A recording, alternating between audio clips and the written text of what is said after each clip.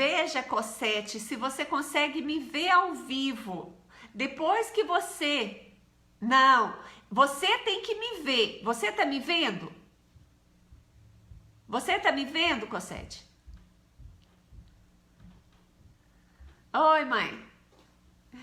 Obrigada, mãe, por estar aí.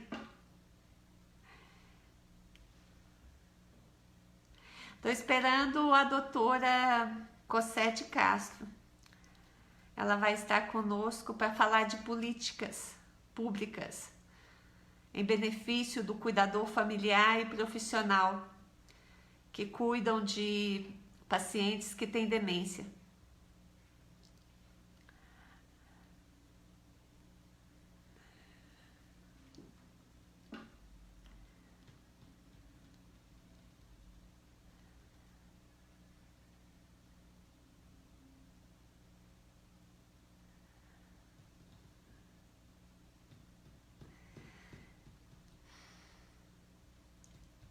Cosete, você tem que me ver. Quando você me vê, você fala um oi para mim. E aí eu te mando o convite. Você precisa estar ao vivo para eu te mandar o convite. Ah! Aleluia! Glória a Deus! Ah, deu certo.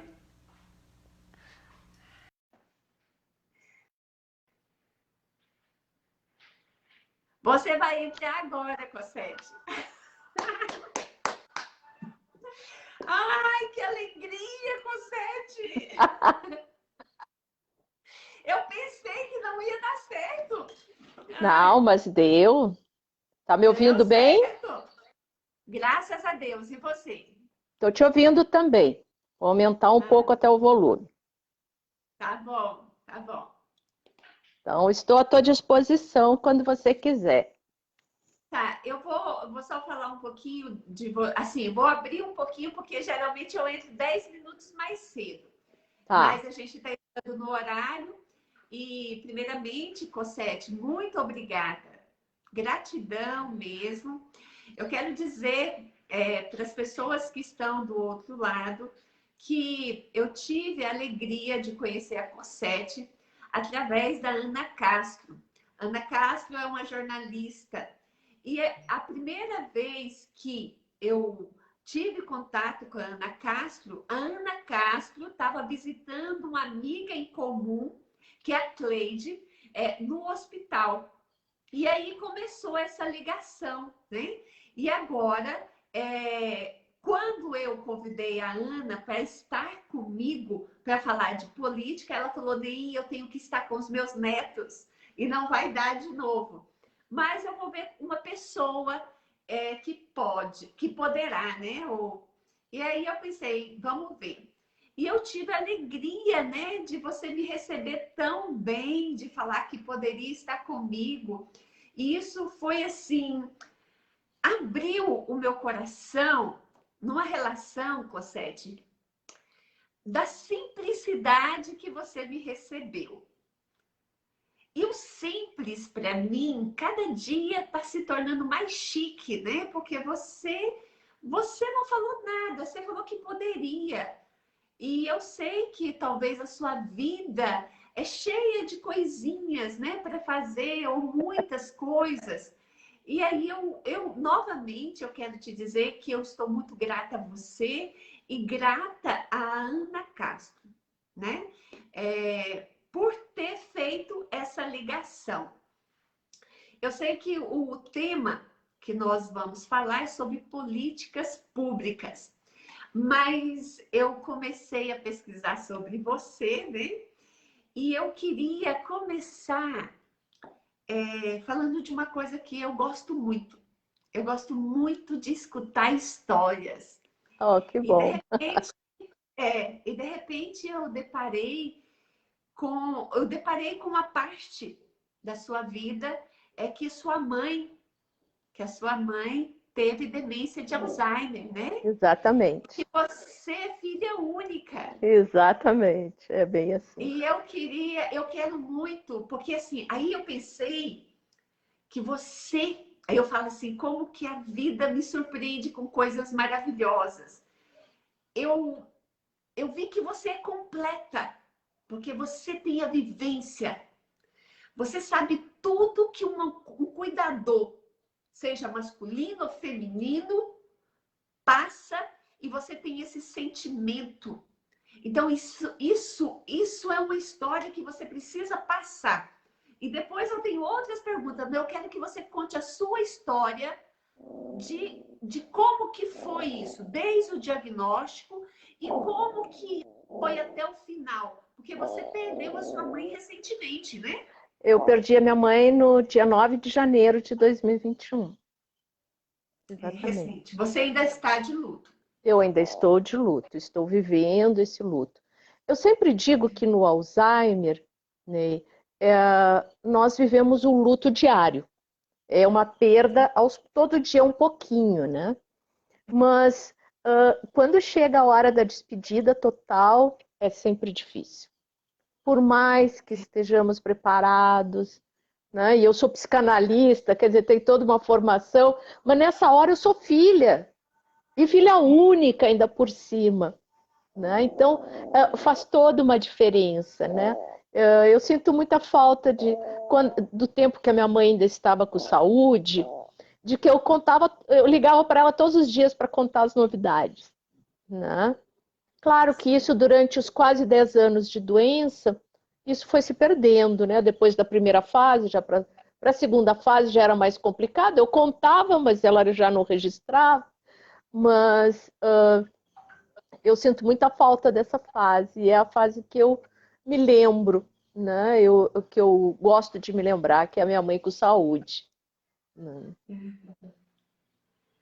Mas se não Mas fosse ela ter Alzheimer, eu não teria conhecido a Ana Castro também e todo o grupo de pessoas que eu conheci, nós não teríamos criado o coletivo Filhas da Mãe, nós não teríamos conseguido aprovar um projeto de lei na Câmara Legislativa do Distrito Federal, que está para ser sancionado agora nesses dias. Quer dizer, vários projetos que a gente faz, né, não seriam possíveis.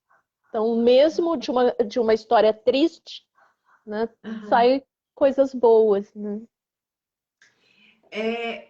Esse projeto de lei, eu até vou abrir um espaço depois, mas como que é? Eu vou te perguntar isso que eu tenho curiosidade. Como que foi esse trabalho de amigas que, quando você estava muito cansada. Boa tarde, Casa Grande. Cassandra. Casa Sandra, muito obrigada por estar conosco. Como que foi esse trabalho que eu fico alimentando a relação da ajuda? E você colocou que quando você estava muito cansada, você dividia com as amigas. E eu queria até que Isso. você abrisse um parágrafo,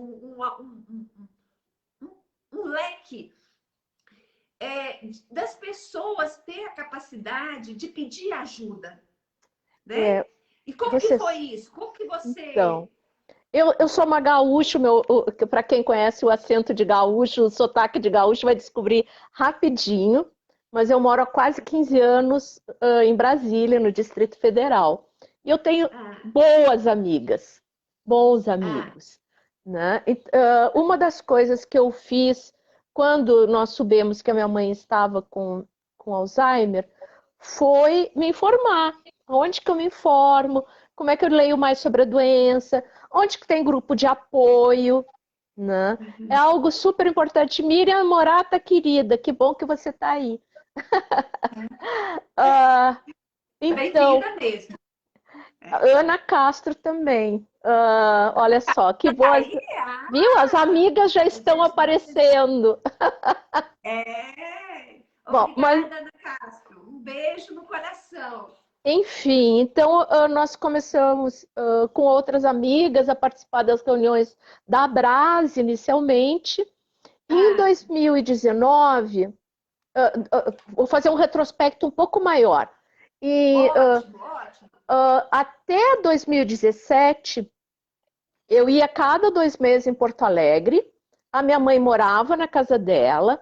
Ela tinha cuidadoras, tinha fisioterapeuta, e eu tinha o suporte dos meus primos e tal, que ajudavam, que moravam perto e ficavam supervisionando. No final de 2017, né, eu sabia que a minha mãe, a mãe sem a doença, ela não viria morar em Brasília, ela viria passear em Brasília, mas não morar. E no final de 2017, ela me disse: não vai embora, eu quero ficar contigo. E foi assim, né? Eu fiquei, uau, e agora? Eu digo: quem sabe tu vem morar comigo em Brasília? Porque eu já estava planejando isso e me organizando para isso. Mas eu queria que fosse uma coisa da parte dela. E ela me disse que vinha, que ela ia comigo, né? Então Nossa! foi muito emocionante essa parte, foi muito difícil também. Aí eu reorganizei toda a casa e tal. No período, eu digo: mãe, eu preciso de 2 meses, né, para organizar as coisas e te trazer e te levar para Brasília.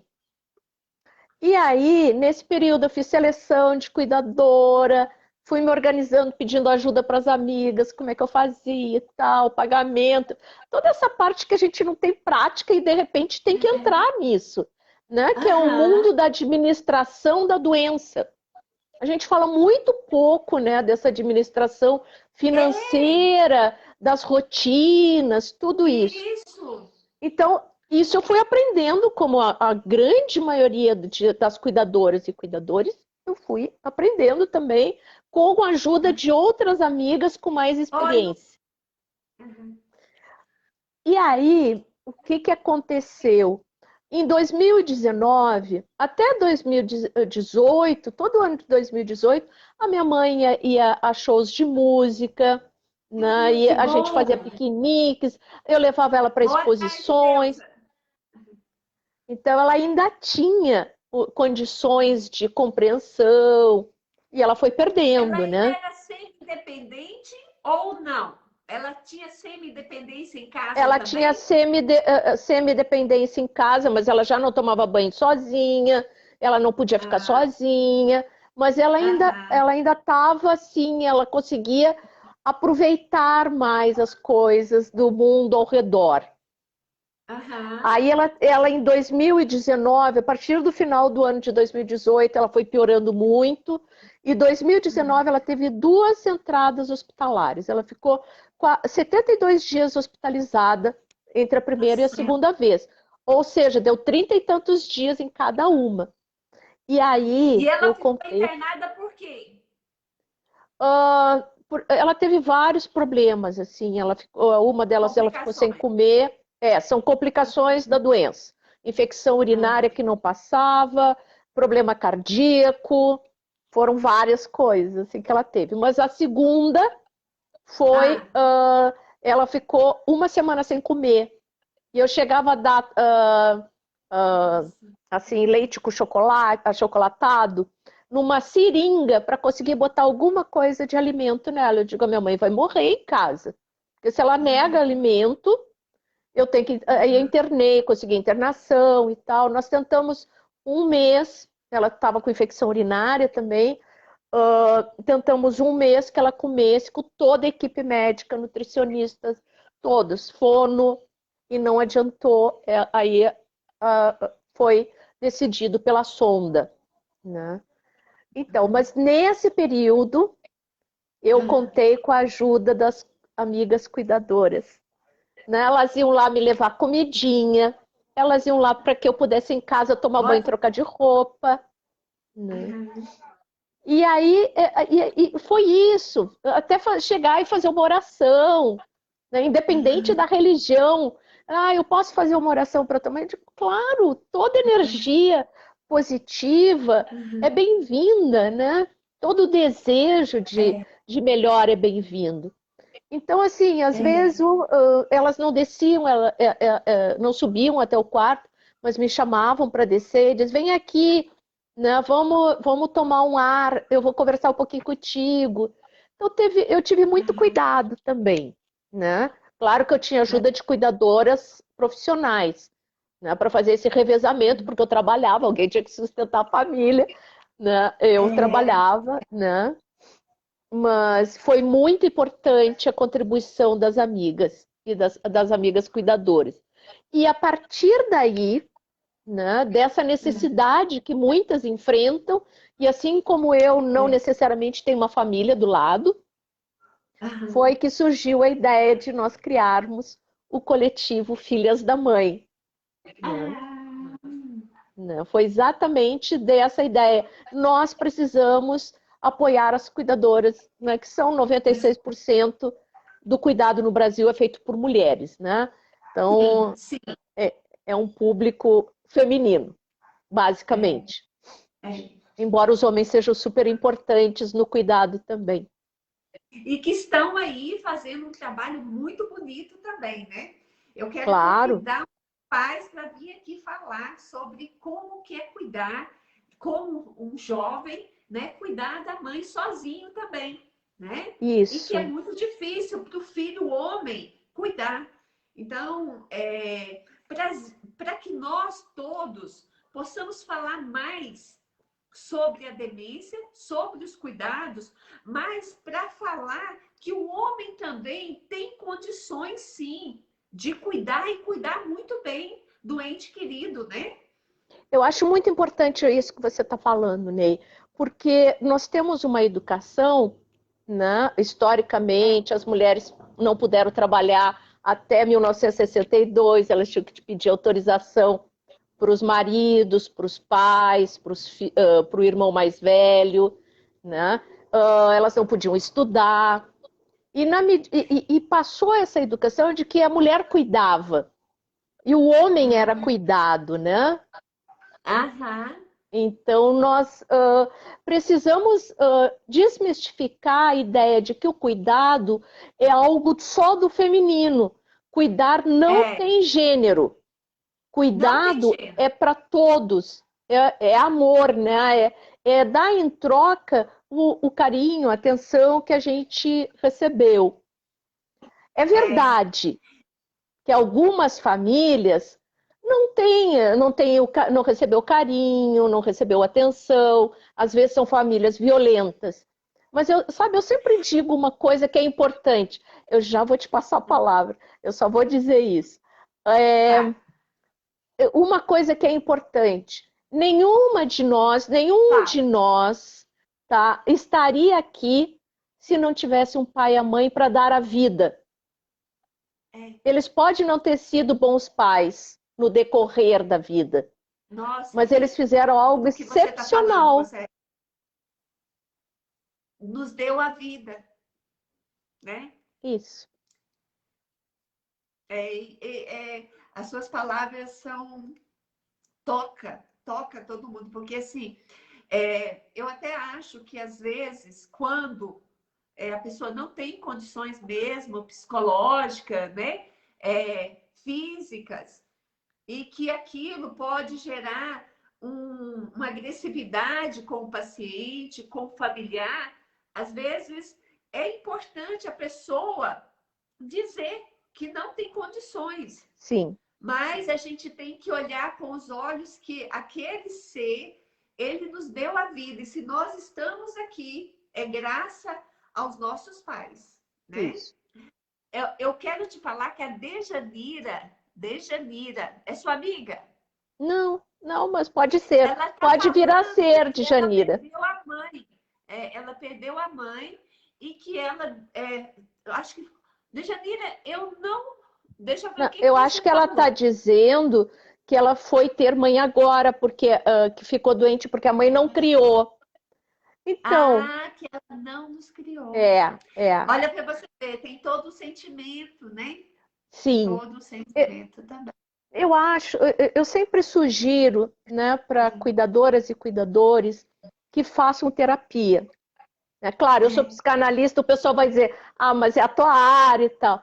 Eu digo, mas independente da gente estar sendo cuidador e cuidadora familiar, profissional, informal, que é a categoria das amigas e vizinhos que cuidam, né, que não recebem nada como as cuidadoras familiares, eu acho muito importante o nosso autoconhecimento, entender os nossos sentimentos, porque às vezes dá muita raiva, às vezes dá muita tristeza, às vezes dá muita frustração. Olha essa sensação de impotência que traz quando a gente não consegue salvar o familiar querido, querida, né? A gente não consegue, porque é uma doença que tem tratamento, né? O Alzheimer especificamente, tem tratamento, mas não tem cura. Então, por mais que a gente faça, por mais que a gente se esforce, cada dia é um dia. Então, não é só tratar do doente, né? Quem cuida de quem cuida. Essa relação de estar em equilíbrio também, né? Eu volto para a Dejanira, a fala dela me remete a uma situação, a uma experiência, do momento que ela foi ter a mãe, foi no momento que ela mudou os papéis, né? Ela foi cuidar da mãe, né? E uma coisa que na vida dela toda, ela quis ter uma amiga, ter uma pessoa para cuidar dela, né? Veja, né, que é muito doloroso cuidar sozinho. Principalmente quando tem famílias, tem mais irmãos, tem outras pessoas e as pessoas não participam, tá? Nem toda mãe é maravilhosa, eu sempre digo, né? No caso do Filhas da Mãe, né? No meu caso que tive mãe. A minha mãe era uma pessoa com um monte de defeito. Era brigona, era autoritária, mas foi a mãe que me coube, né? Aprender, eu acho que o grande desafio, sabe, Ney, é a gente aprender a lidar com isso. A minha mãe sempre foi uma pessoa muito fria, muito germânica, assim, muito dura. Ela se tornou carinhosa para dizer eu te amo depois que ela ficou doente. Nossa. Aí foi que ela me mandava beijinho, eu dizia eu te amo, mãe. E ela dizia eu te amo. Ela não dizia isso. Eu tive que esperar a minha mãe ficar doente para escutar isso. Então, às vezes, vem na forma, o que a gente vê como uma perda, né, também tem ganhos nessa perda. É um aprendizado, né, muito grande. O cuidar, e até para você também, eu falo que hoje eu tenho uma intimidade maior com a minha mãe, muito maior. Eu acho que com o decorrer dos anos, a gente vai vendo a relação da maternidade, né? O que uma mãe é capaz por um filho, né? Então, é muito importante. Porque mesmo que a pessoa possa não ter conseguido criar, só o fato de ter carregado 9 meses na barriga, né? Vá saber qual é a situação, né? A gente não sabe do que foi resultado essa concepção, né? Porque não vamos esquecer dos estupros dentro do casamento, que é a relação sexual não consentida dentro do casamento. Então, sabe, tem muitas situações, às vezes a pessoa é muito jovem, não está preparada para ter filho. Então, alguns anos atrás, se a gente pensar 59 anos atrás, como a Djanira está comentando, né, 60 anos atrás, por exemplo, ter um filho solteiro era um escândalo, era um horror, se tornava pária. Né? Ou mulheres que saíram para trabalhar e não puderam dar atenção suficiente para os filhos porque estavam na rua defendendo o salário, as condições de vida para garantir alimento, escola. A gente vê como abandono, mas essa mãe, na medida do que podia fazer, estava dando as condições básicas de sobrevivência. Então, cada caso é um caso, né? É interessantíssima a relação da sua fala, que leva até para a Dejanira pensar que não tem como a gente julgar mesmo, porque o passado de alguém tem uma história, e ali ela sofreu também muito de não ter cuidado da filha, né? Isso é um Sim, sofrimento para uma mãe, é. né? Essas relações de culpa, sim, às vezes afastam as pessoas, né? Não afastam É. muito. A Mas mágoa, eu né? A acho, mágoa, é a mágoa. Você sabe, uma coisa assim, que eu acho importante é a gente conseguir olhar isso. E principalmente para quem é filho ou filha, né? Se tentar se deslocar do papel de filho para esse local do cuidado. Porque filhos querem receber, querem ser cuidados. E é, nessa hora, a gente se desloca desse local de receber para dar. é, é. Eu estou num pensamento recente, porque eu escuto muito, né, os cuidadores. E assim, eu escuto tanto o cuidador familiar quanto o profissional. Mas a fala do cuidador familiar é uma fala muito dolorida, muito sofrida. E às vezes eu fico alimentando isso, que o familiar, a mãe ou o pai, ele não tem culpa. Ele não tem culpa de ter aquele diagnóstico, de ter a doença. Então, se nós formos pensar assim, numa pirâmide, os cuidados que a gente, depois que tem o diagnóstico da demência, mesmo sendo muito complicado, a gente ainda tem que ter empatia de se colocar que o paciente está numa fase pior, no momento pior do que ainda o familiar que cuida. Não é? Porque assim, ele está com a doença, ele está dia após dias perdendo a independência e a autonomia. Então eu vejo que isso é uma coisa que o familiar ele precisa refletir, né? De que o paciente não, o demente não tem culpa. Ele não tem culpa dos atos dele. Essa é uma questão bem importante de ser colocada, sabe, Ney? Por Ah, exemplo, uma das características, né, das demências é a violência, principalmente quando a gente fala de Alzheimer, né? E aí, muitas pessoas acham que a pessoa está distratando, ou dizendo palavrões, porque é quando perde o freio social, né? Começa a dizer isso. palavrões, ou mesmo ser violenta fisicamente. É, Não é contra nós, não é contra é, nenhuma de vocês. É parte das características da doença. Essa pessoa faria com qualquer outra que estivesse cuidando do lado. O que ocorre é que quem está cuidando somos nós. Então, essa violência ela é descarregada em nós. Mas não é por falta de amor. O que acontece aí? Não, porque como assim não é falta de amor? É porque essa pessoa doente, ela não consegue mais se expressar.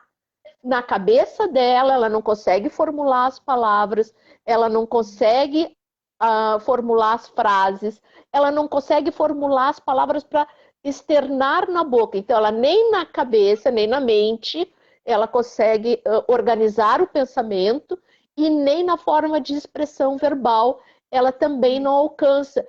Dá muito desespero nisso e tudo fica muito confuso. Essas pessoas, elas voltam para um princípio muito básico, né, que é se defender de tudo e de todos, como se todo mundo estivesse atacando. Então, a troca de uma fralda geriátrica ou tocar nas partes íntimas de um ente querido, ou uma mãe, ou uma avó, ou um avô, pode ser muito vergonhoso para eles. E aí eles darem pontapé, eles quererem bater e arranhar. Ou se estiverem sentindo dor e não conseguem expressar, eles também vão se manifestar de uma forma bruta, porque é uma forma básica de sobrevivência, né? Como a gente, lá nos primórdios, lá nas cavernas, os nossos antepassados se defendiam brigando. Tem gente que, quando está muito assustada, e isso é uma reação do ser humano, quando se está muito assustado, começa a gritar e a berrar e fazer de conta que, né? Mas essa pessoa está mostrando não só que ela é violenta, ela está mostrando que ela está com muito medo. Acho que é a sua amiga agora, a sua amiga, ela falou que dividem as tarefas, né? A gente estava com o objetivo de falar, a gente já está falando do que a gente pode fazer, mas eu me preocupo muito, Cossete, com os cuidadores. Então, essa relação de dividir tarefas também é muito importante, né? E eu penso que, assim, ó, é importante, mas é difícil mesmo de falar. Porque o medo da comunicação é muito grande. Então, por medo, eu não falo. E acaba que vai passando as fases da doença e chega no momento que a pessoa está exausta. Ela está exausta. E a minha preocupação agora é porque eu estou vendo muita gente doente. Isso. Oi, Luciana! Então, oi, eu acho que a Miriam Morata falou uma coisa muito importante. Nós colocamos nossos pais em pedestais. No caso das mães, então, ainda mais ser uma filha mulher, mais ainda, né? E assim, nós não somos super-humanas, nós não somos perfeitas. Ao contrário, cada vez que a gente busca essa perfeição, nós escondemos a nossa fragilidade. E a nossa força está em mostrar a nossa fragilidade e a nossa humanidade. Né? Nós precisamos. Muito lindo. A nossa força está em mostrar a nossa fragilidade e a nossa humanidade. Agora, nem todas as famílias têm pessoas que participam. Assim como nós não temos famílias hoje, no Brasil as famílias não são mais estruturadas como antigamente. Tem muita mãe solteira, mãe chefe de família, né? Não tem estrutura, ou os irmãos estão morando fora, ou simplesmente irmãos que querem seguir sendo filhos e não aceitam se tornar cuidadores. Não tem estrutura, não é nem tanto física, mas principalmente emocional. Por isso os grupos de apoio são tão importantes. Também, né? Bom, você tem que trabalhar, né? Você tem que pôr tudo em casa. Então, como que você vai cuidar e pôr a comida em casa, pôr o alimento? Então, assim, a gente não tem como culpar aquele que também está... não é que ele não quer cuidar, ele não tem condições. Isso, exatamente. Né? São pessoas que não têm condições emocionais de cuidar. Que, ao contrário, pode ser até perigoso deixar cuidando. Uma das coisas mais importantes, né? Uma das coisas mais importantes que eu vejo, Ney, é nós observarmos essas pessoas que não têm condições, inclusive a própria cuidadora ou cuidador, que chega ao ponto de exaustão física, de carregar peso, de dar banho, de levantar, deitar, virar, né? De fazer todo o serviço da casa, ainda mais nessa época de pandemia. Né? Esse desespero da perda diária causa um sofrimento muito grande, que pode levar ao sofrimento mental, ao sofrimento emocional. Então, por isso que eu digo, precisamos de grupo de apoio, precisamos estar em grupos de apoio e precisamos também fazer terapia. Porque fazer terapia não é coisa de louco, não, nem de louca. Nós não somos loucas. Nós somos pessoas que queremos entender qual é a dor que nos toca. Como superar esse sofrimento. E não ficar no mimimi, como eu sou infeliz. Porque o sofrimento existe. Né? Mas quando a gente está conhecendo como é que eu reajo quando eu estou com medo? É assim. Então, Quando eu vejo que eu estou com algumas características, eu sei que eu estou com medo. Ou eu estou com raiva. Ah, não, mas eu não mostro a minha raiva. Não, mas não mostra raiva, mas fecha a boca, fecha os dentes, fica com a cara de braba, responde bruta. Não, eu não faço Verdade, isso. verdade. Né? Então, quando a gente começa Tem uma gastrite. tem uma gastrite, porque se não botar para fora, né, se não externalizar isso, né, vai entrar para dentro em forma de sintoma e de doença. É verdade. É verdade. A Luciana falou síndrome da insuficiência familiar. O que é isso? Você sabe? Como é que é? Desculpa? Hã? A Luciana falou que temos a síndrome da insuficiência familiar. Isso é muito triste. Não tem família suficiente para atender, tá? Ou porque não participam, né? Ou porque não dão conta de olhar essa perda, porque é isso. Também. Né? Eu acredito nesse lado. Não isso. Conta, né?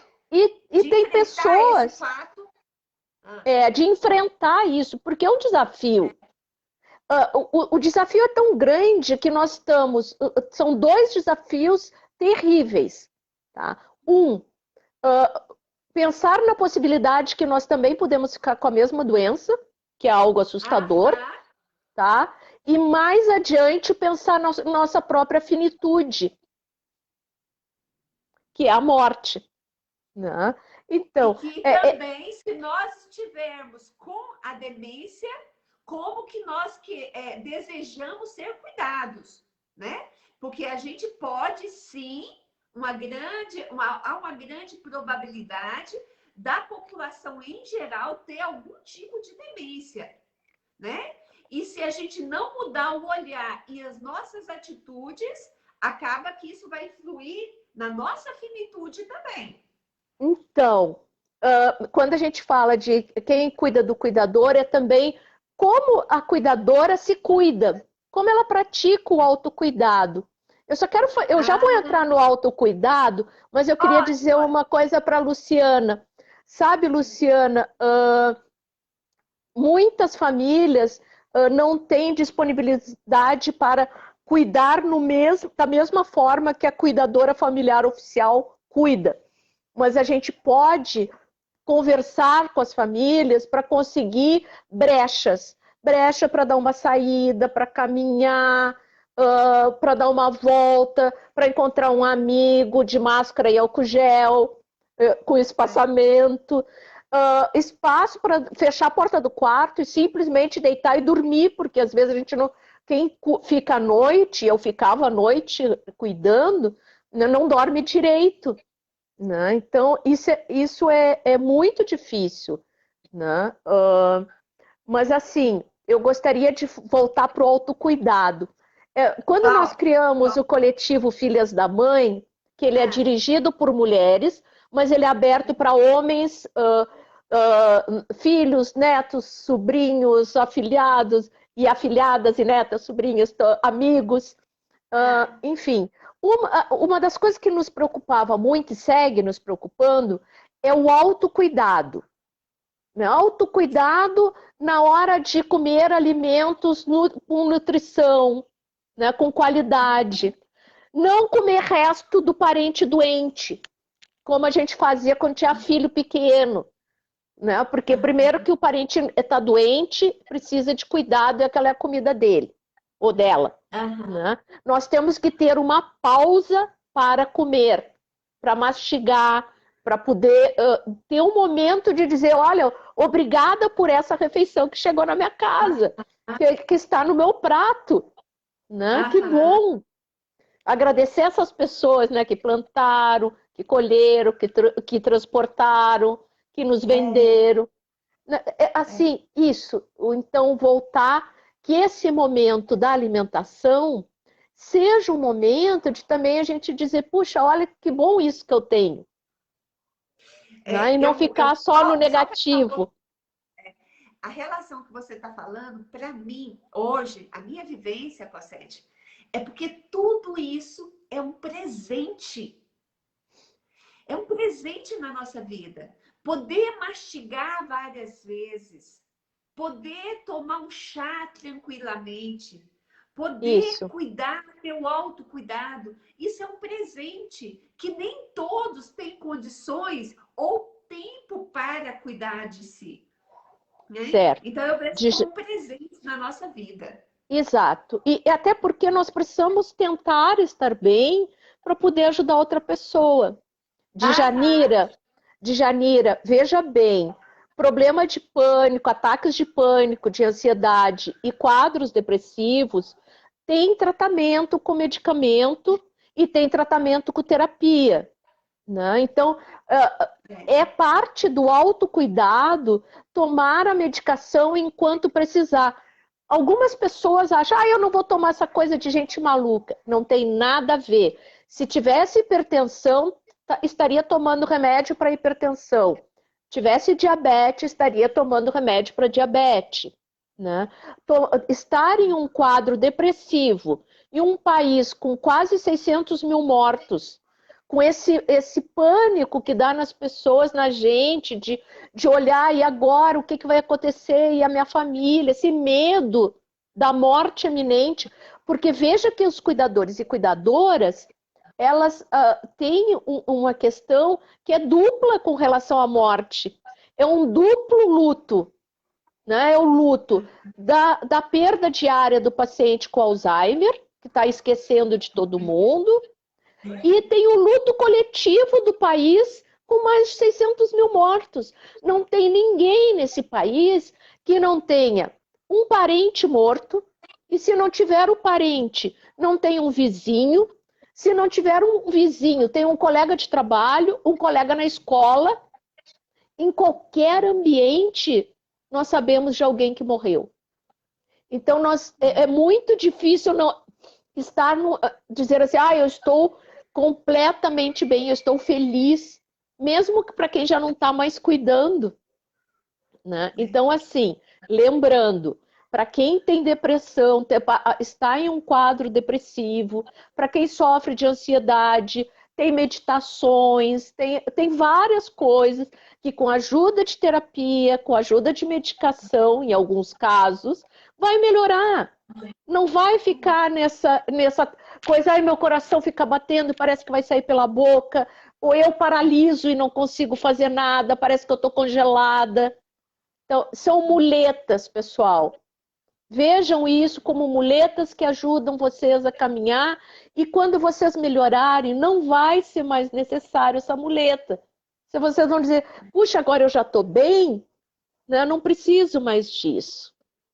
Ficar no sofrimento, sem tomar uma medicação quando existe tratamento, aí é ficar no sofrimento mesmo. Aí não tem solução, porque aí não tem autocuidado. Falando em autocuidado. Né? Fala. Então, falando em autocuidado. Consciência. Que algumas coisas ainda estão na mão da gente. Aliás, muitas. Por exemplo, comer bem, comer na hora certa, incluir verduras, incluir frutas, muitas frutas durante o dia. Tomar água. Isso a gente pensa, a gente dá água para a pessoa doente, se preocupa com o idoso e não toma água, não toma suco.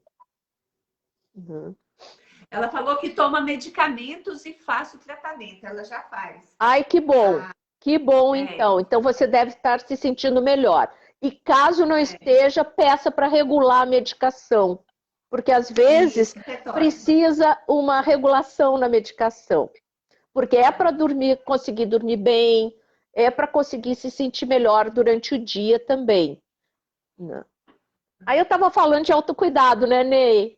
Volta a falar de autocuidado. Vamos lá. Deixa eu falar uma coisa. Conte tudo que... Vamos continuar no autocuidado e você vai me prometer que você vai falar, se caso não der tempo, você vai voltar para falar novamente. Aí você volta para falar das políticas públicas. É verdade, porque assim, às vezes a gente diz, eu não consigo fazer nada. né? Só uma coisinha sobre política pública aí. As pessoas dizem, mas vocês entendem de políticas públicas. Não, a gente entende que a situação não é particular e privada de cada uma de nós, mas que existe 8% de pessoas já diagnosticadas com Alzheimer ou outras demências.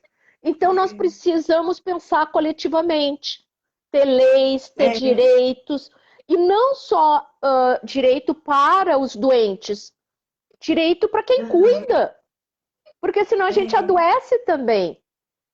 Isso. Então, vou voltar para o autocuidado. Não, fala, faz o teu comentário. Não, fala você. Então, sabe por quê? Eu quero que você volte para falar depois de política de novo. Então tá. Então, assim, falando em autocuidado, uma coisa que a maior parte das cuidadoras esquece é fazer os exames anuais. Ótimo, check-up. Né? Tem que fazer check-up. Demora um pouco mais na rede pública? Demora, mas dá para fazer. Então vamos lá, vamos agendar, vamos marcar, vamos ver como é que está a tireoide, vamos ver como é que está o estômago, vamos ver como é que está os ouvidos, os olhos, mudar os óculos, pessoal.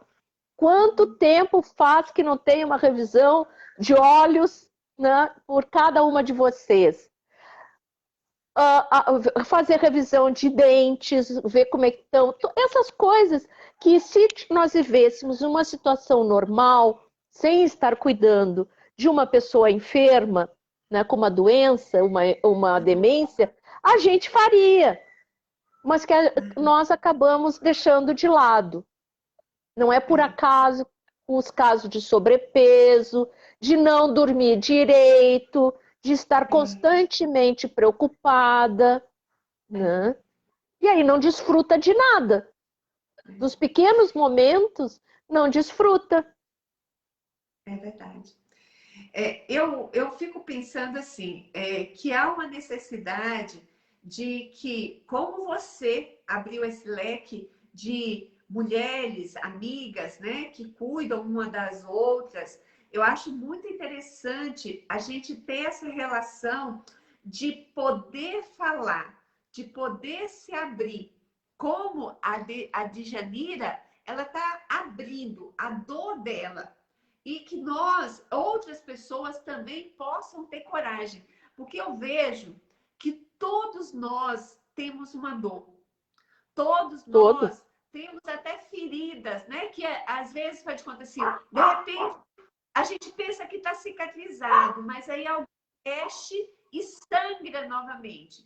Então, eu acho que é muito interessante esse apoio. Até você também participa de grupos. E hoje eu estou aprendendo muito nos grupos, porque eu vejo que ali todo mundo está se apoiando. Todo mundo está falando a mesma língua, né?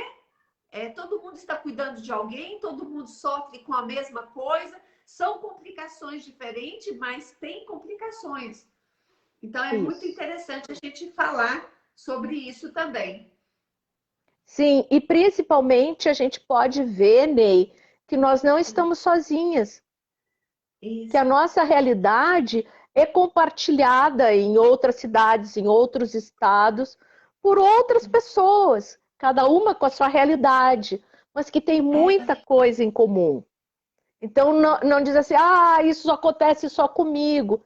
Não, pessoal, tem muita gente, é uma pandemia silenciosa que está acontecendo com o envelhecimento populacional.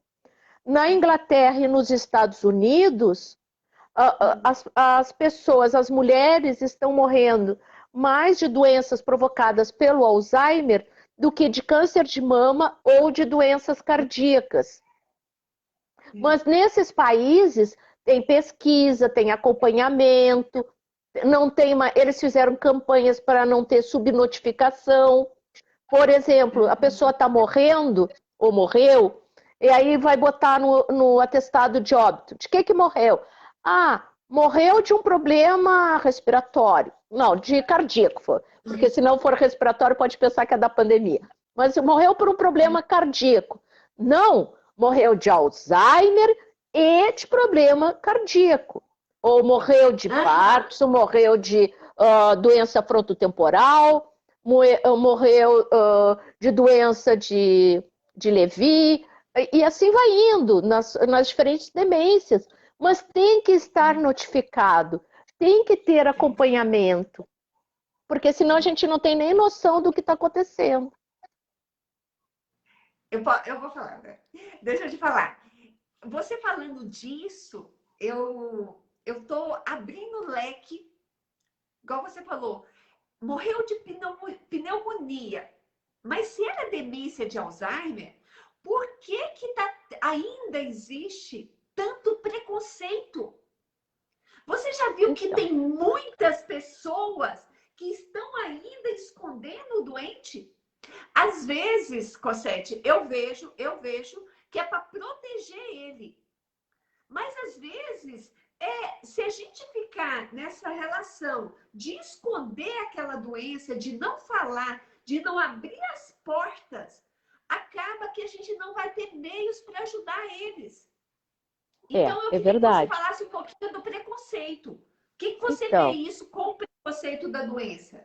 É que quando a gente não entende a doença, não conhece a doença, e quase ninguém fala sobre Alzheimer, a não ser em setembro, quando tem lá o Dia Internacional sobre o Alzheimer, e durante o mês tem lives, tem encontros e tal, não se fala. Teria que se ter campanhas anuais, constantes, falando sobre envelhecimento e sobre demências, para que a população saiba que isso é uma doença que acomete muitos idosos. Inclusive, num pequeno percentual, muito pequeno, uns 7%, que vem de origem genética e acomete pessoas com menos de 60 anos. Né? Pode começar lá pelos 40. Mas isso é uma minoria. Tá? Sabe que essa porcentagem está aumentando. Então, ainda oficialmente, a gente ainda tem como 7%. E aí essas pessoas também sofrem muito, sabe, Ney? Porque ninguém acredita que uma pessoa de 40 e poucos anos pode ter sido diagnosticada com uma demência, com Alzheimer, né? Como assim? Você é muito nova. Aí a pessoa passa por 4, 5, 6, 7 médicos. Todo mundo diz que tem todos os exames mostrando, né? E as pessoas não acreditam. Então, demência está muito ligada a uma ideia equivocada de loucura. E ninguém quer ser considerado louco, nem quer ter um louco na família. Né? Então, como não há campanhas de esclarecimento, inclusive sobre as fases de cada etapa da doença, a gente vai descobrir depois que já tem o diagnóstico da família, isso deveria ser antes, a gente deveria fazer exames periódicos toda a vida, deveria ser obrigatório no Sistema Único de Saúde. No Chile desde a idade adulta, a pessoa entra no SUS deles e já tem que fazer exames especializados, né, para fazer o acompanhamento, para ver se essa pessoa vai apresentar em algum momento demência. Está na lei. Isso é um direito do cidadão e da cidadã, mas é uma conquista deles. O que nós temos que fazer, até para fazer a ponte com as políticas públicas, é conseguir esses direitos também, porque aí a gente vai trabalhar com prevenção, não só com o tratamento do doente. Nós vamos trabalhar com prevenção das novas gerações, das novas gerações que vêm por aí, de nós e também das próximas gerações, nossos filhos, nossos netos, netas. Então, quando a gente fala de demência, ainda está ligado, é gaga, né? Ele não sabe o que faz. E como nós temos na sociedade o ideal de perfeição, né, onde a loucura não tem espaço, a gente esconde os loucos, esconde as pessoas que têm alguma deficiência intelectual, deficiência física, porque temos que ser perfeitos. Há um ideal absurdo, como se não houvesse variedades de corpos e de habilidades. Então, é muito importante esse aprendizado para nós mesmos. Eu acho que as demências nos ajudam a pensar sobre os vários preconceitos que nós temos. Ah, tem que ser um corpo esbelto, né? Tem que ser sempre magra. Existem vários corpos, né? Tem que ser sempre jovem. Como assim? Nós estamos envelhecendo. Né? Velhice não é doença. A beleza do envelhecer, né? A beleza das rugas, né? Então, mostra as nossas experiências, mostra tudo que nós passamos. Né? Nem todo mundo nesse Brasil é loiro, nem todo mundo tem cabelo liso, e viva os crespos maravilhosos, viva todas as cores. Então, eu acho que as demências nos dão uma oportunidade da gente aprender muito sobre nós mesmos, sobre os nossos preconceitos diários e sobre os nossos medos de sermos consideradas loucas ou loucos. Eu te falo que a demência me fez olhar profundamente para a dor do demente. Imagina. Como que ele é vítima. E como que cada vez, em muitas circunstâncias, a indiferença com ele. Isso me dói muito quando eu vejo que deixa para lá, é assim mesmo. E a demência ainda é uma interrogação. Então, eu acho que a indiferença com o paciente demente é uma dor que a gente precisa mudar, entendeu? Porque se a gente achar que ele é um louco e que já me aconteceu de eu estar com um paciente demente, uma pessoa chegar e passar por ele sem cumprimentar. Como se não existisse, né? É essa indiferença que me dói. Mas sabe que isso é tipo uma vingança, né? Isso é uma vingança. É uma vingança. Peraí, tá, eu tô falando deixa eu só fazer o meu raciocínio. Não é uma vingança consciente, a pessoa não está fazendo isso. Ah, você não falou comigo, eu vou ser má contigo. Não é isso. O que eu quero dizer é que como aquela pessoa está se perdendo, o outro já acha que tá perdido, então não vou nem dar bola, não vou fazer mais nada. E se tu não me reconhece mais, eu também não te reconheço mais. Então, isso não é uma coisa que todo mundo tenha consciência disso, sabe, Ney?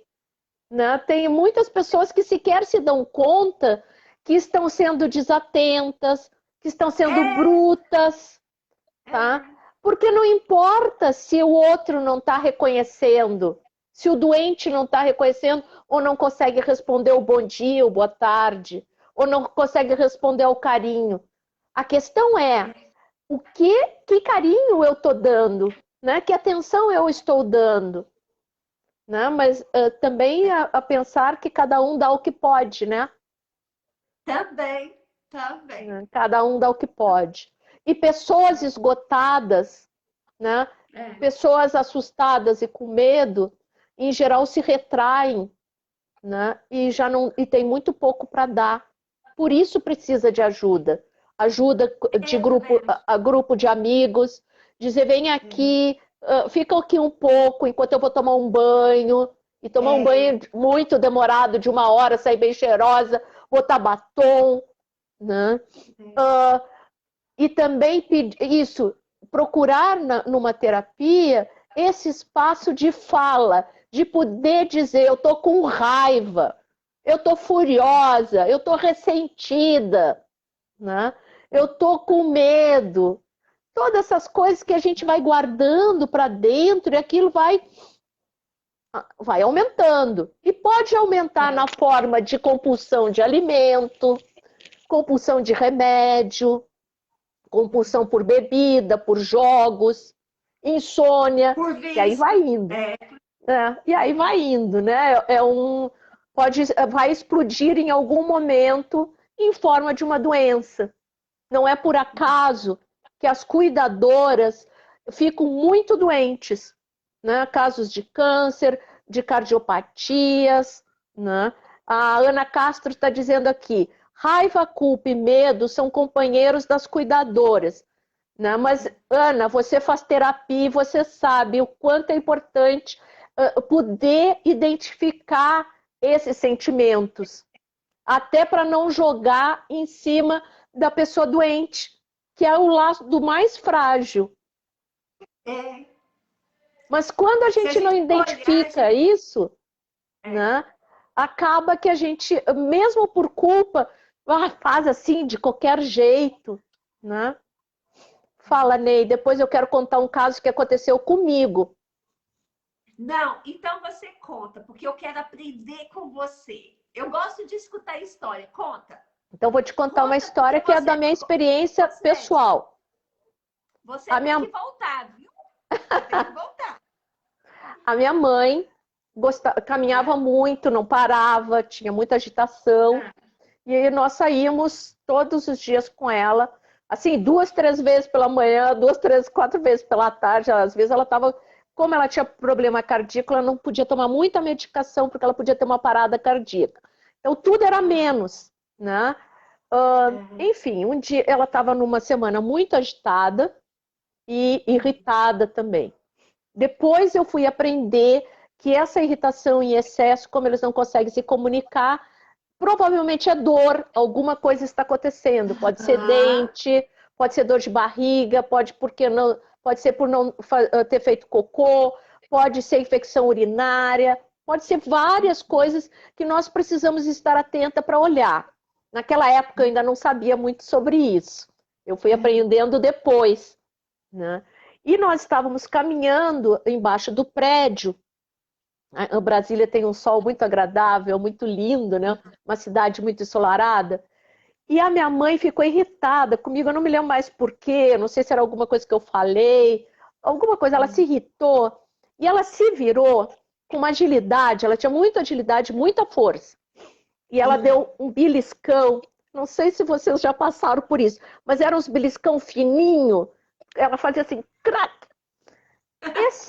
Não, foi assim, meus olhos se encheram de lágrima e eu soltei o braço dela com raiva, assim, e me veio na hora, né, a lembrança de que ela fazia isso comigo quando era pequena, quando ela estava braba. Ela não me batia, ela fazia duas coisas. Beliscava. Ela me beliscava, mas eram uns beliscões assim que ardia aquilo. E ela depois ficava braba e fazia de conta que eu não existia, eu deixava de existir, ela ficava quieta e não falava comigo, até passar a raiva dela, né? E isso veio na minha memória de quando eu tinha uns 4, 5 anos, assim, disso acontecer, né? E foi nesse meio tempo que eu soltei o braço dela. E aí, quando eu olhei para mim e vi essa cena de eu soltando assim abruptamente o braço dela, me veio a clareza, né? Não, eu não posso fazer isso, né? Ela não pode andar sozinha, né?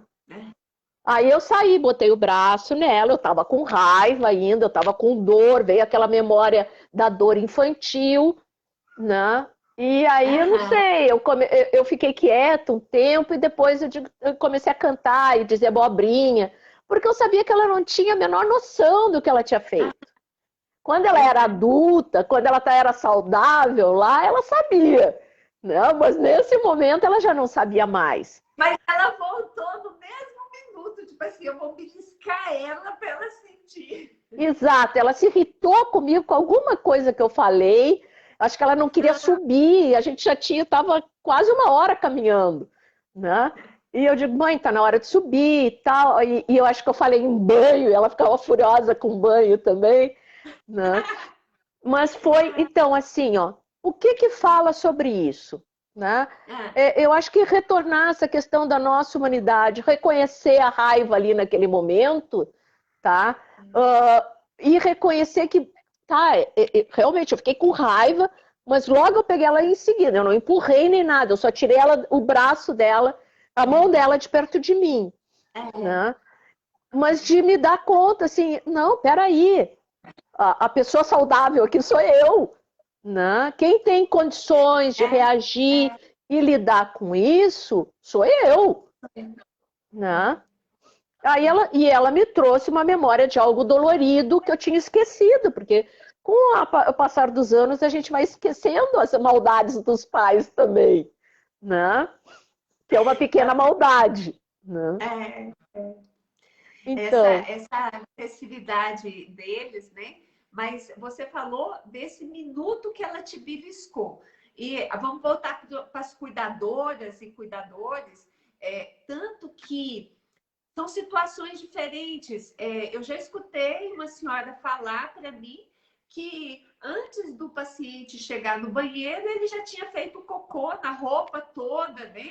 E aquilo gera um estresse. Ela ter que tirar aquele cocô, ela ter que limpar. Então, são várias situações, né?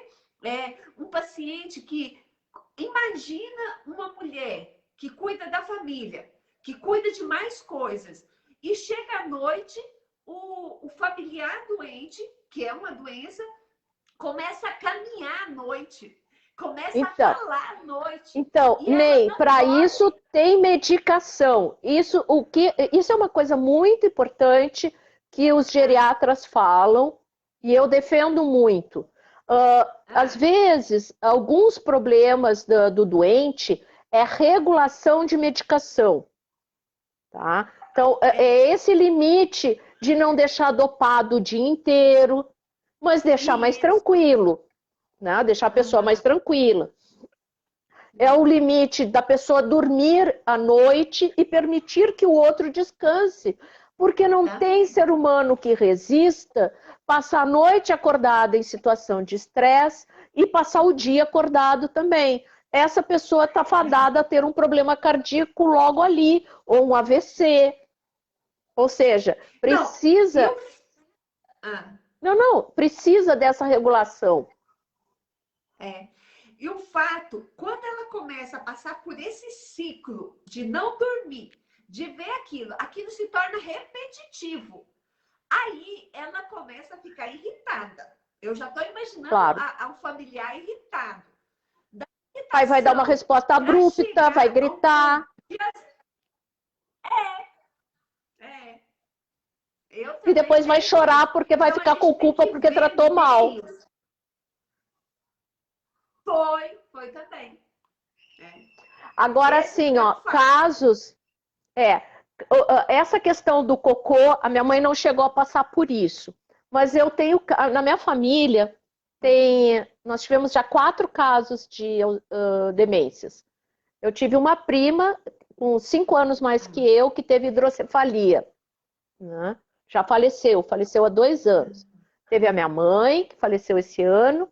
Eu tive uma tia, que já faleceu há uns 6, 7 anos. A prima é pro lado de pai, a tia pelo lado da mãe, era irmã da mãe da minha mãe.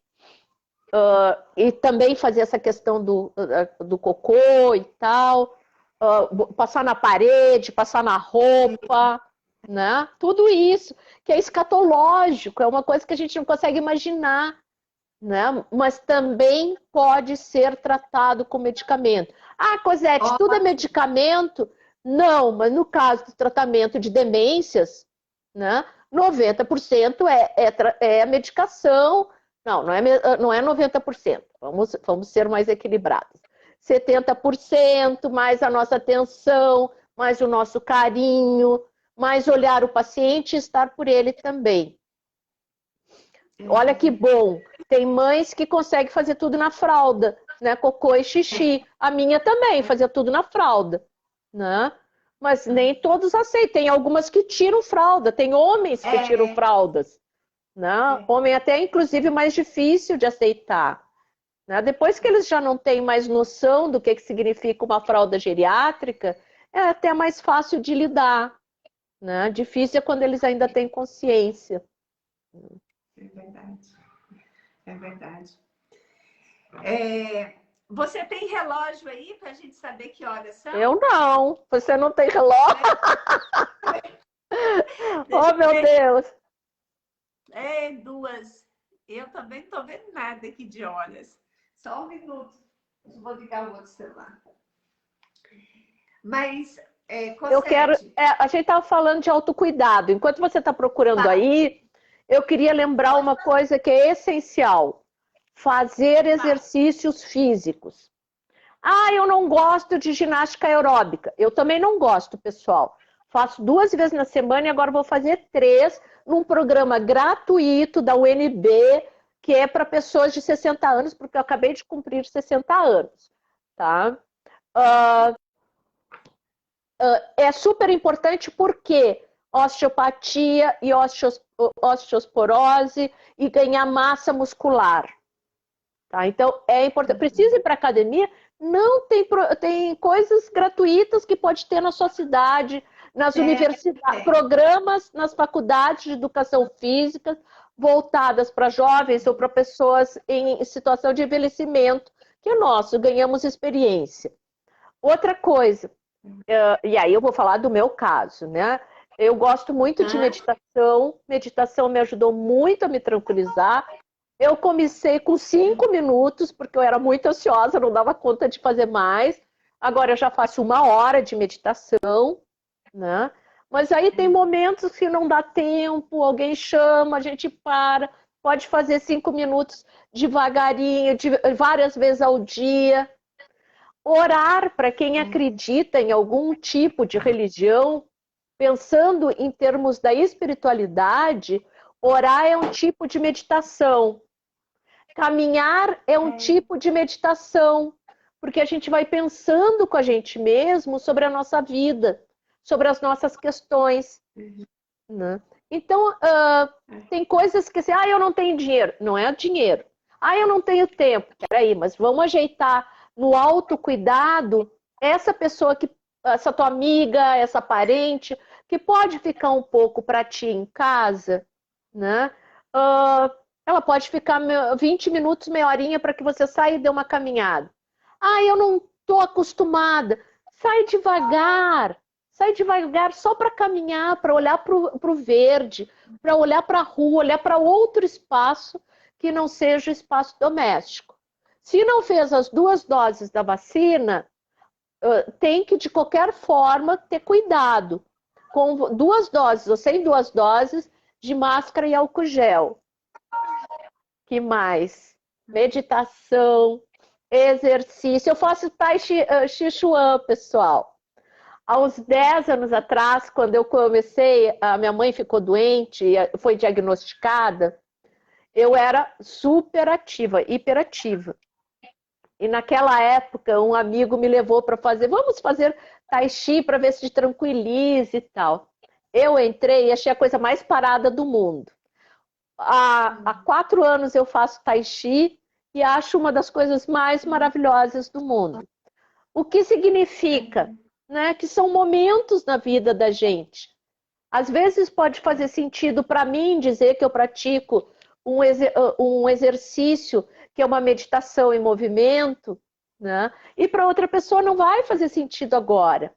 A questão é, o que pode fazer sentido para ti, para que tu mova essa energia que está concentrada no teu organismo, que não fique parada, acumulada, porque cada vez que energia energia de raiva, de medo, de dor, né, vários tipos de energia, se ela ficar acumulada, ela vai se transformar em doença.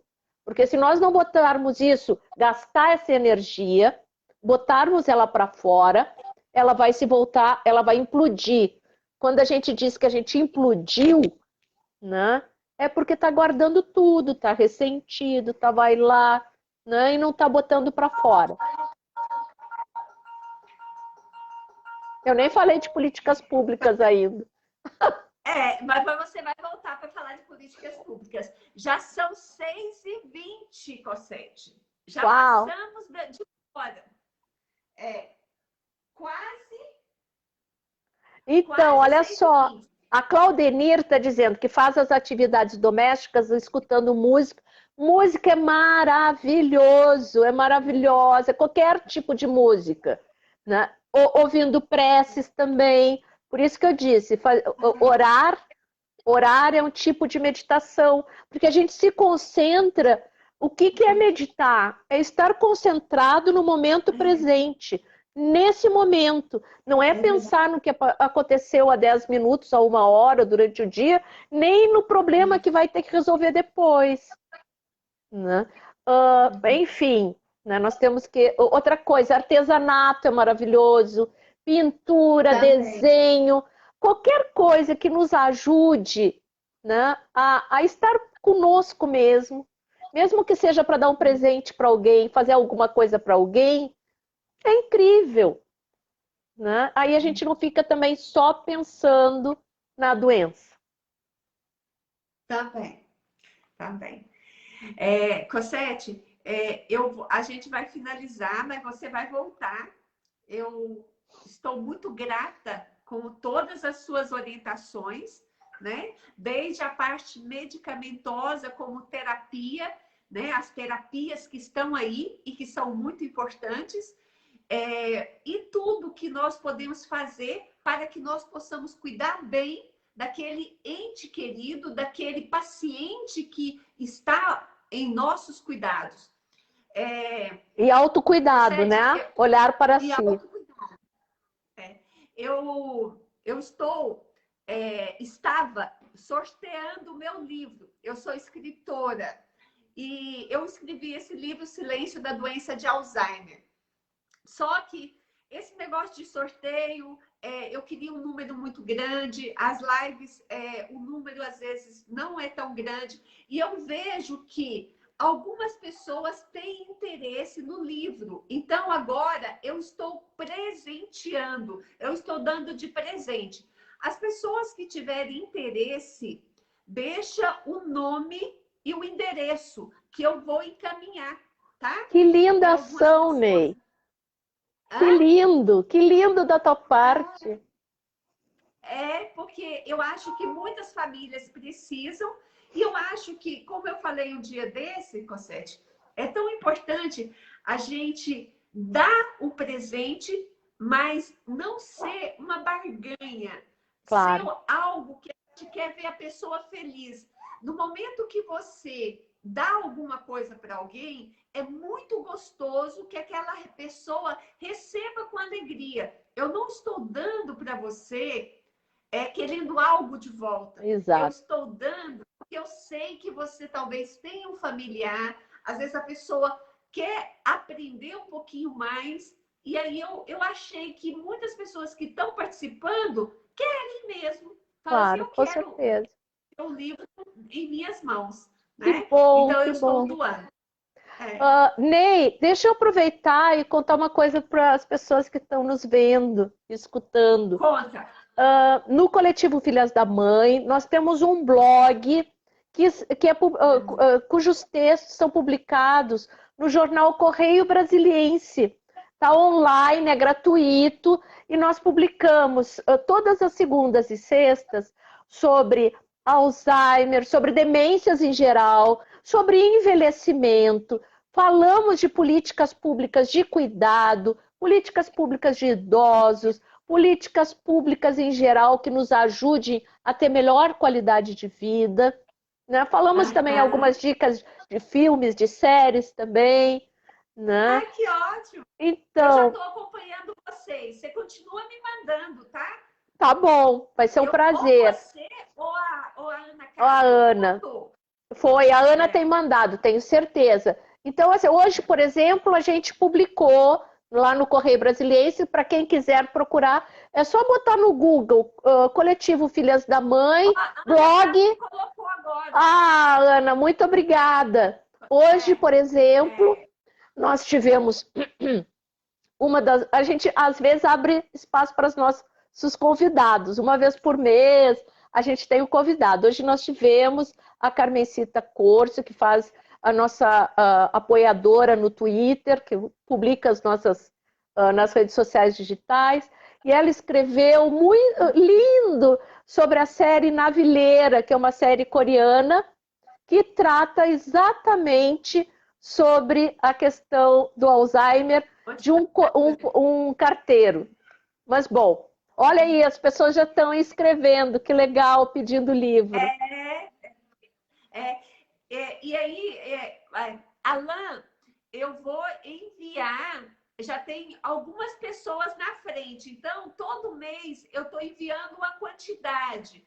Então eu vou colocar o seu nome e o seu endereço e daqui uns dias ou mês eu mando para você, Alan. Muito obrigada, viu, por estar participando da live. Que bom ter o Alan aqui. Então tá, é isso? Acabamos? Como é que é? Olha, acabou, sabe por quê? Já são quase 18h30, né? Então a gente conversou bastante. Foi muito bom estar com você. Eu espero que você encontre tempo para voltar. Obrigada, Alan. Oi, Celinha, que bom! Celinha, cheguei agora. E a gente está indo embora agora. Cosita, muito obrigada, viu? Eu me emocionei lendo algumas coisas de você. E a sua simplicidade, com tanto conhecimento, é chique, é muito chique. Então, parabéns por ser simples, né? Nem todos têm essa capacidade de não ter tanta vaidade, né? Então, parabéns para você, parabéns pelo seu trabalho, parabéns por ter sido uma filha presente, porque muitos querem estar presente, mas não tem como, né? Exatamente. Exatamente. Temos que Você pode falar alguma coisa agora para suas amigas. Ok. Nós temos que descobrir, cada um precisa ver qual é a contribuição que pode dar, né?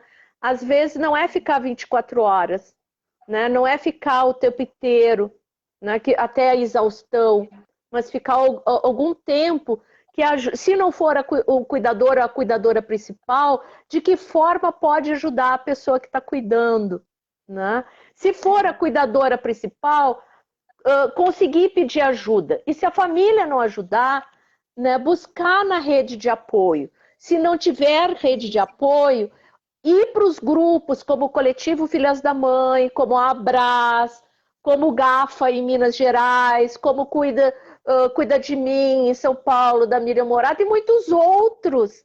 Tem muitos grupos que apoiam. Tem muitos grupos excelentes. Até os grupos Anjos que Cuidam são excelentes. Anjos também. que cuidam, exato. Então, a questão não é assim. Que a gente participa.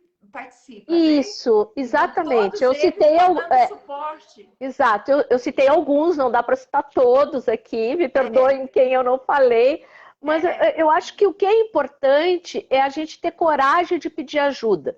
Se a ajuda não estiver na família, pode estar numa pessoa vizinha. Se a ajuda não estiver no vizinho, pode estar no grupo de amigos. E se não tem amigos nesse momento, o grupo de apoio pode ser o futuro amigo, a futura amiga, porque está vivendo uma situação similar ou já viveu. Né? O mais importante é não fique só. Não é a única pessoa que está passando por isso. Nós somos milhares, somos milhões. E a melhor forma de passar por esse desafio, né, é se autocuidando, é se autoconhecendo e principalmente estando junto. Quando a gente fala juntos somos mais fortes, é verdadeiríssimo. Nos ajuda a dar resiliência e a sobreviver a esses momentos. É verdade, é verdade. É verdade. É isso. Muito obrigada. Não, obrigada a você pela oportunidade. Né? Que bom. Não, volte sempre e da próxima vez é para falar de políticas. Tá, só para dizer uma coisa. A lei que nós conseguimos aprovar aqui no Distrito Federal foi a 1565 de 1265, desculpa, eu sabia que tinha alguma coisa equivocada. 1265 de 2020. É uma lei para as pessoas enfermas, mas também para todos os tipos de cuidadores e familiares. Ela é inédita no país. Tá, mas eu quero abrir um leque porque eu tenho várias perguntas sobre isso e várias perguntas porque a gente falou de Brasília, você falou de Brasília, mas a gente tem que unir forças, juntos somos mais fortes, então a gente tem que unir forças para que todos os estados e o país começam a lutar pelos mesmos direitos. Claro, nós precisamos de uma lei nacional sobre cuidado, uma lei nacional sobre demências. Né? Então, é do nosso interesse e a gente precisa falar sobre isso mesmo. Tá, beijo. Agora é beijo. Tchau. Beijo, pessoal. Um prazer estar aqui. Muito obrigada a todos. Muito obrigada.